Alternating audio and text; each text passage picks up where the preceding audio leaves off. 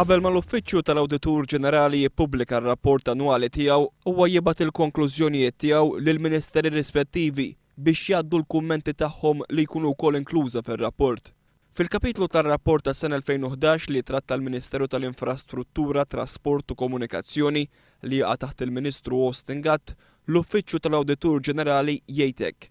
Sakemm inkiteb dan ir-rapport ma rċevejna l-ebda kummenti min-naħa tal-Amministrazzjoni u dan minkejja l-Uffiċċju tal-Awditur Ġenerali estenda l-perjodu li fih setgħu jitressqu dawn il-kummenti. Jispikkaw il-kummenti tal-Awditur Ġenerali brabta ma' pagamenti li hawn taħt il-Ministeru ta' Austin Gatt u li saru minkejja li ma kinux inkluża fil-budget.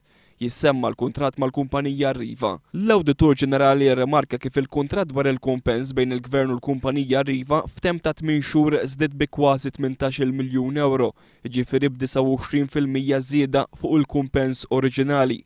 Dan sar minħabba tibdil fir-rotot li kellhom isiru li mar-rotot kien responsabbli għalihom l-istess Ministeru b'nefqa ta' aktar minn 400,000 euro f'konsulenzi.